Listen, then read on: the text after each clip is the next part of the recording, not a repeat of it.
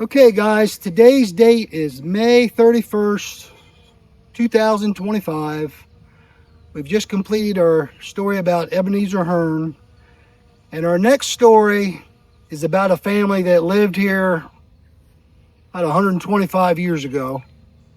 Interesting family. The names are Gordys. There used to be a family of Gordys down here, and we're going to visit their cemetery. But the story about them really takes a wild turn that I really think everybody's going to be interested in. This will probably be, to me, this is the most interesting story that we've done on Carey's Camp Road. But I think when we do this story, I think it will chill you to the bone.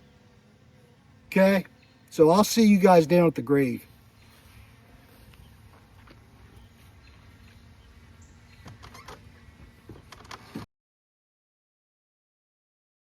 Step right up, come on in. If you'd like to take the grand tour of the lonely house that once was home sweet home, I have nothing here to sell you, just some things that I will tell you, some things I know will chill you to the bone. Over there sits the chair where she'd bring the paper to me and sit down on my knee and whisper, oh, I love you. But now she's gone forever, and this old house will never be the same without the love that we once knew. Straight ahead, that's the bed where we lay in love together, and Lord knows we had a good thing going here. See her picture on the table, don't it look like she'd be able just to touch me and say, good morning, dear. There's her rings, all her things, and her clothes are in the closet like she left them when she tore my world apart. As you leave, you'll see the nursery.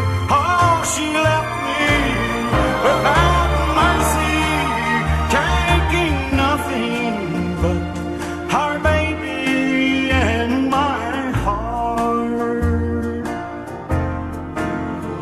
Step right up, come on in.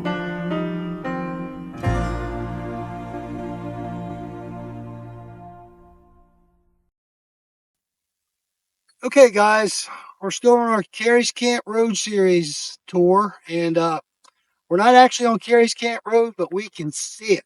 Carey's Camp Road is right there, about maybe a third of a mile. So that counts as history as far as I'm concerned. And this guy here is one you do not want to miss talking about. James Gordy and his whole family is buried right here.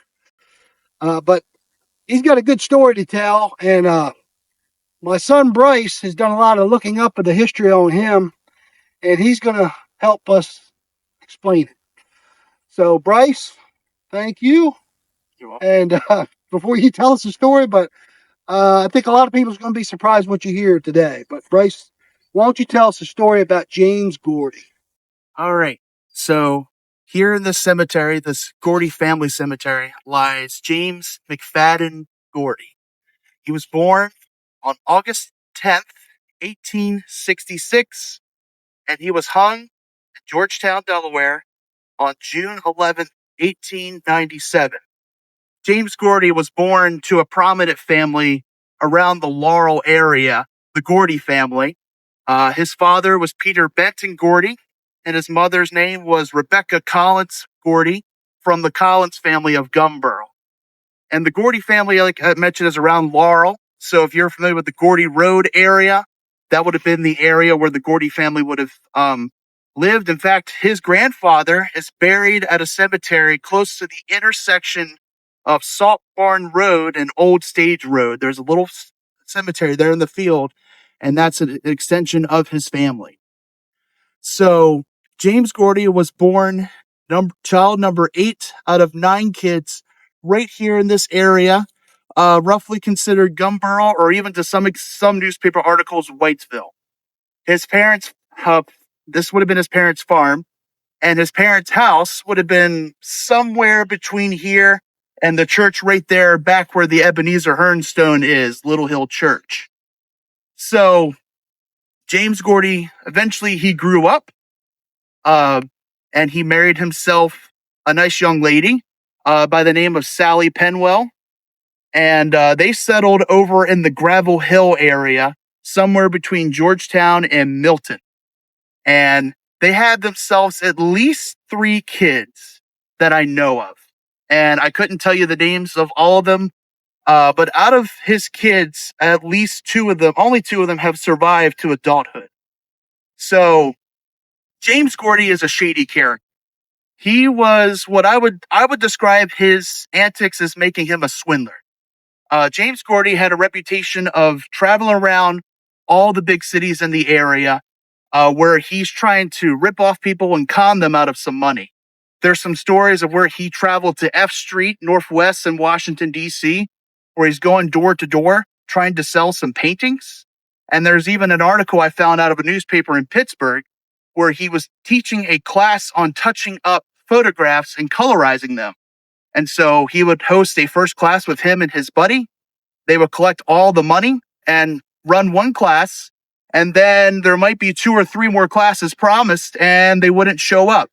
And they actually got arrested. And this was in 1895, and thrown into jail there in Allegheny County, Pennsylvania.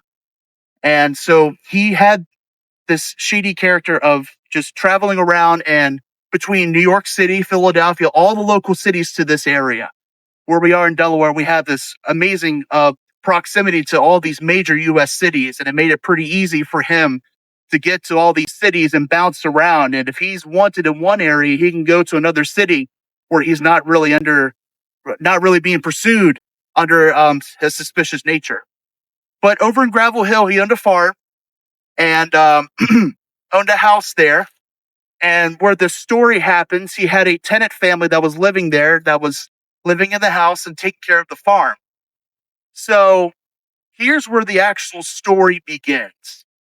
So in New York City, there was a lady, and her name, I believe, would be Estelle Mary, and I don't remember what her last name was at the time. Lewis, Mary Lewis. So she was married to a gentleman of the city of New York who had a very respectable ink business, and he had a method of creating ink out of a very convenient way that he had patented. And I believe he also was someone who fought the Civil War, and he passed away. So she posted a article in the newspaper that she was looking to sell the business, sell the patent to anybody who'd like to buy. And it seemed like she had the intent of retiring and not having to work for the rest of her days. And now she was about 34, 35 years old when this article was placed. Now, somehow, James Gordy, our friend here, must have found this article and went up to New York to try to get it. But rather than using money to purchase this business and this patent, he went up there with the intentions of marrying her.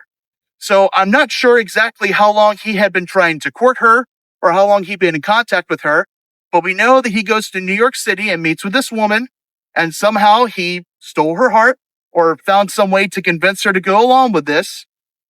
So they actually did get married in New York sometime in late February of 1897, and he convinces her uh, to pack up all her belongings, get rid of the apartment, and move down here to Sussex County, Delaware, which she did. So they both get married, and they're on their way down here. Now, to get to Sussex County in those days, they would have taken the train. So they both arrived into Milford sometime in early March. I think the date was March 11th, 1897. So they arrive in the station, and he leaves her at the station to go fetch a team of horses and a carriage from a livery that he rented. And while she's there, she's chatting with the station master, who just checking on her, see if someone was picking her up. He noted that this was kind of a weird situation because he saw her leave the train of a gentleman who left to go and get a team. So anyway, they get on it. So he does show up with the team, and they leave, and they head down to towards his farm outside of Milton, Delaware. Now, we don't know exactly what happened next, but what I will say is that the next person who saw James Gordy would have been his tenant farmer who lived at his farm in his house. Now, the agreement of the lease was that James Gordy had his own bedroom in the house, and this tenant family was not allowed to access the bedroom. This was for his use because while his tenant family ran the farm, he would travel and do all these schemes or whatever. So he had a place to crash for the night whenever he came back home from Baltimore or wherever he came from.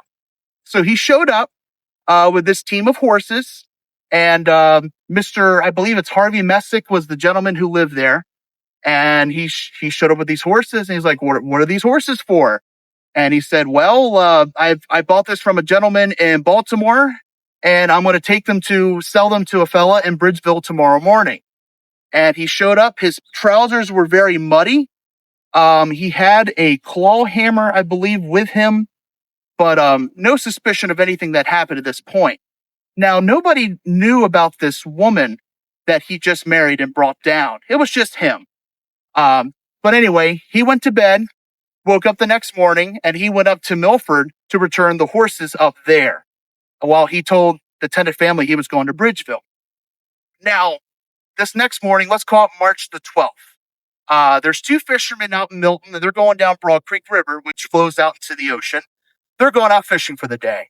And as they go out, they see on the river this brush of what they think is a brush of trees and branches and whatever. And they thought, oh, that was weird, but whatever. And they didn't think much of it. And they go out and fish for the day. But they come up at the end of the day, and they notice it's still there. And it's in this cove area near the Vaughn's Landing area of Broad Creek. So somewhere, maybe, I'm not exactly sure what it is. Let's call it maybe a quarter mile away from Milton going towards Lewis on the river. But they go up and they realize that this was actually a woman, and this woman was dead. And what happened was she was stuck in the mud and her feet were planted in there. So they tow her up, drag her body. They probably weren't a very big boat, just a simple fisherman. So they drag her body up to the docks in Milton, where they want to report that they found this body. Now, nobody knew who this woman was because she just came here from out of the area. So the coroner had her, and all these people flocked over here to see if they can identify the body, but they don't know who she is. All they can say is that she's a very well-dressed woman because she's someone who came from New York City, came down here to simple Sussex County, and so she's probably not from here. But there was a couple hints that gave away what happened here. I will say this too. So when they found her, they saw that she had maybe about 3 blows to the head struck by some sort of blunt instrument, and either one of them would have been fatal to her. And there was also a boat that was found out there floating on the water I believe there's an oar in there as well, which may have been used to hit her. Still not sure about that. But so there's a couple things that gave away James Gordy's involvement in this situation. First, remember what I said earlier, where she moved from New York City and all her possessions came with them. They were shipped to the Georgetown Railroad Station instead of Milford, where they got off at. And it must have been intentional for him to get off at Milford. Georgetown would have been the more convenient railroad station to his house, but probably just to keep some distance and try to get away with this a little easier. That's why he did this. So anyway, all these boxes showed up for a lady that they don't know, this Mrs. Estelle Mary Lewis, care of James Gordy. And they had his address on it. They don't really know, they don't know who this lady is, but that's one thing that showed up. Another thing was that there's an article that says that there was a boy, the son of the tenant family that lived in James Gordy's house, who recalled that there was a letter that they received from James Gordy before he came down there, that he was going to come out of the city and he was going to bring his new bride. He mentioned that in the letter, and he showed up. There was no bride, and it didn't seem like the family was questioning where she was. But so he told someone, and then that got to the law enforcement about that and drew suspicion to James Gordy. They did go to his house to look for him, and they couldn't find him, but they go upstairs and they find the claw hammer, or not a claw, it's like a clam hammer, I think.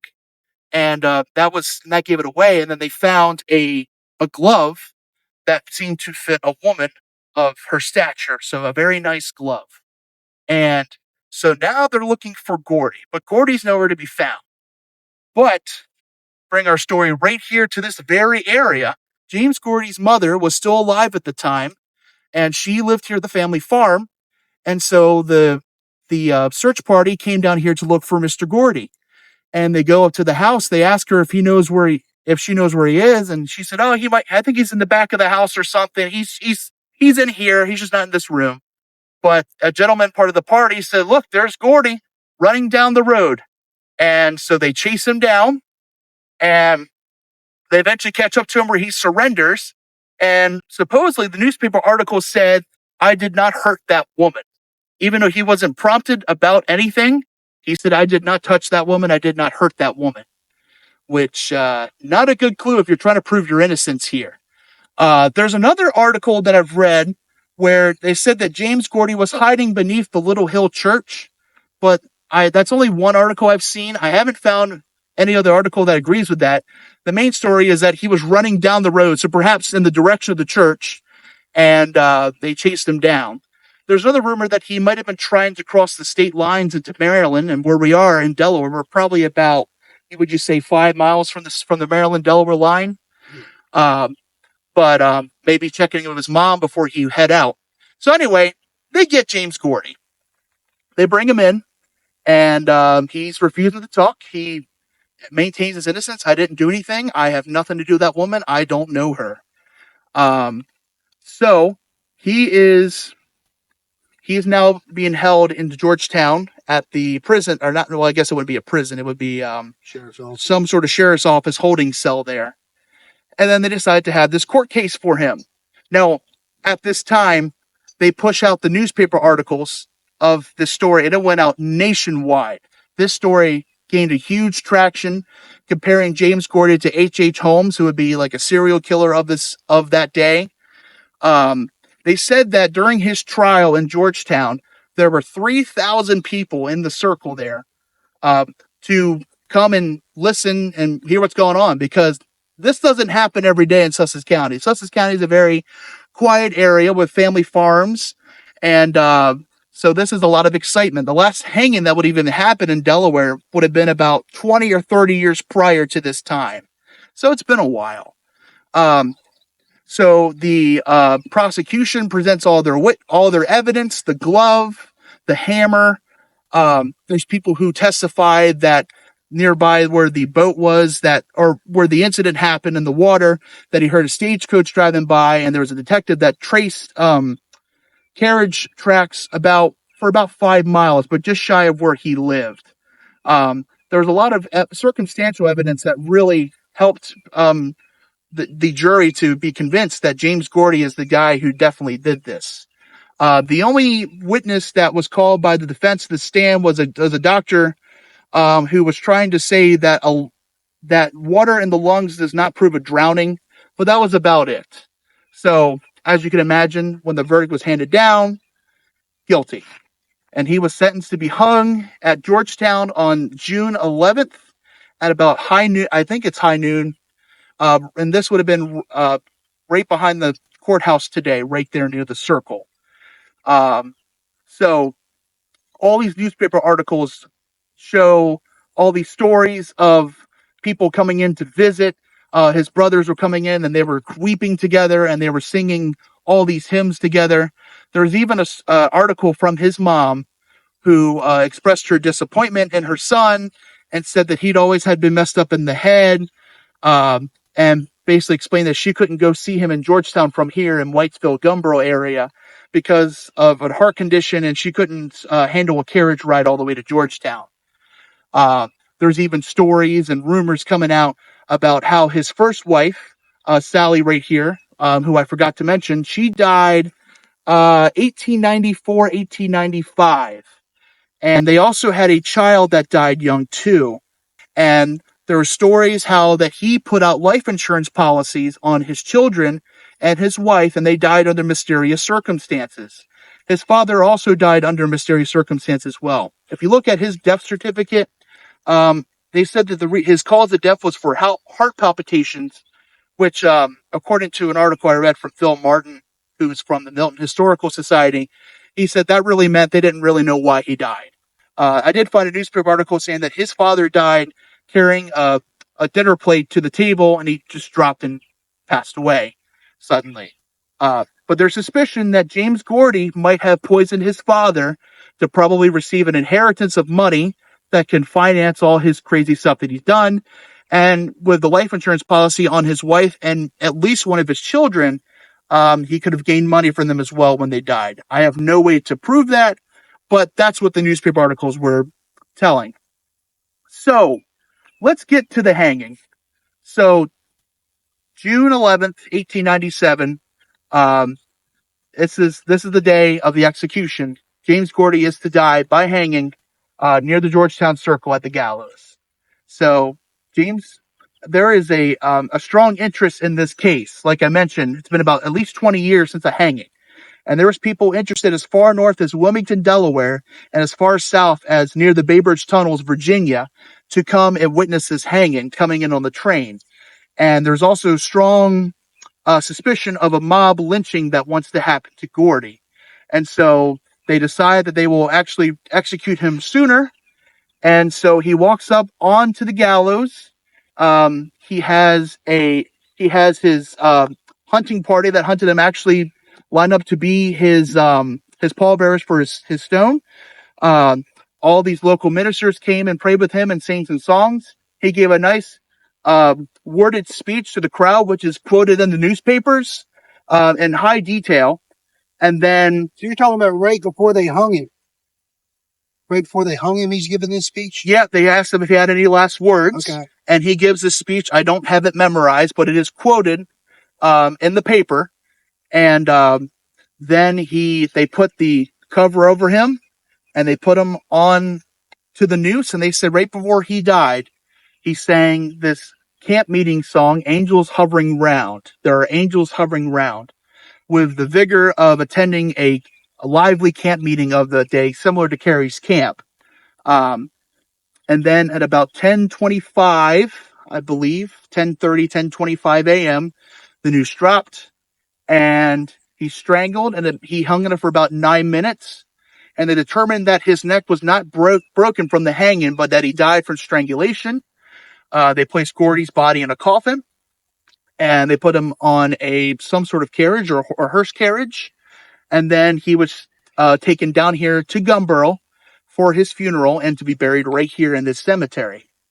So James Gordy had a funeral at a church in Gumboro. I'm not sure if it's the Little Hill Church or another church in Gumboro. It would make a lot more sense if it was right here. But there's an article from the Messick family in the Salisbury paper from the late 1990s, that said that his great-grandmother went to the funeral of James Gordy, and it was an open casket. And they opened him up and he was buried in this nice suit that they got for him. And he's also presented in this mahogany coffin, which is detailed in the paper of the exact measurements that they got it, where they got the coffin from, and with these 4 or 6 silver handles on the side of the coffin that they have. But when they opened the casket at the church, they said that he had balmed the sweat from the struggle of the hanging still on him because he had just died 2 hours prior to this funeral. And it is June. Right, that's true. Late June or early June. And so after the funeral, his body was taken right here to the cemetery and placed right here in the ground. And that is pretty much the story of what happened. Now, there's another newspaper article of interest, and there's a story that James Gordy had some money. Of course, he accrued all this money from all his cons that he's pulled, that he had a great sum of money, and I forget the exact number. I want to say maybe about $3,000 of the money of his day, a lot of money, that he left sitting right behind his wife's stone right here in the cemetery, this nice, beautiful stone that he wanted his brothers to come and grab and get for handle the care of his children. I don't know if it's true. One thing I'll say too is that with the newspaper articles of that day, we were just a year away of the Spanish-American War, and what really prompted us into the war was yellow journalism. It's all these articles that blame Spain for the bombing of the USS Maine, which really wasn't their fault, but because of the newspaper's influence of the people that day, the American people wanted to go to war and they wanted to punish Spain for it. So we did. But anyway, so just with that in mind, there could be a little bit of yellow journalism here. Not 100% sure about that, but just a very interesting article. And if you look online, there's so many articles to read, and it's a very exciting tale. And you would drive by Carey's Camp Road or Little Hill Church Road, and you wouldn't know it just by looking at it from the road. Well, that's a big story. I told you guys it'd be pretty wild. So when Bryce started telling me about this fellow, Bryce found out the information. And of course, when I asked some of the older people that there's a guy we're getting ready to interview here at our next stop, he knows a lot about the story from his family telling him. But I had no idea about all this going on and him being right here in the neighborhood. So his first wife, Sally, who we'll show you a picture if we've not already, dies 2 years to the day, June 11th, 1895, from what they now think could be a possible poisoning. Right. Correct? Correct. And his son, is his son or daughter? He had a child. He had a child, I think Arthur Bell Gordy, who died under similar circumstances, very close to when she died. About the same time. Right. And a belief that there was a life insurance policy on him as well. So it could be how some of the money was accumulated as well. That's true. And then when his father died, he received some sort of inheritance, I'm sure. Right. So I've got one more thing to show you that Tina, my wife, who's not here, we came out here one day after we heard the story and Bryce told us. So his grave is right here, as you can tell. And if you want to come around this side so we can see, his grave looks like it's falling over. But I want everybody to see. So we come out here and we find it sort of like this, except for this has been a year or so ago. We find there's like foxes out here digging up the graveyard, and it's really causing them all to fall in. But out of one of the foxholes, we look, and Tina pointed something out, and she said, well, what's out near the top of the ground? And here's what I found, and I saved it just to do this video.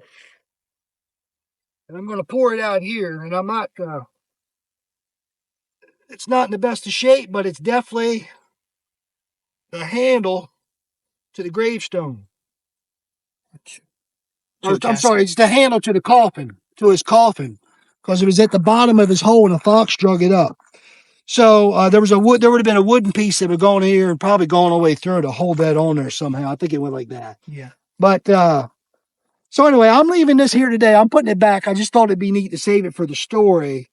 But especially because in the writings that Bryce was talking about, it describes the coffin as being made out of, you said mahogany, and I think it says there's 3 handles on both sides of the casket. Silver handles. So and that's definitely silver. I guess it's definitely stained or gilded. Yeah, it's not in the best of shape, but considering it's 125 years in the dirt, and of course back then there probably just would have been a wooden casket, I'm sure, that buried and rotted and went away. So, but the song that he sang, you said right before they hung him, and you say he had the black he would have been right there ready to go. Yeah, and they let him sing this song, I guess, before they dropped the rope or dropped the hammer on him.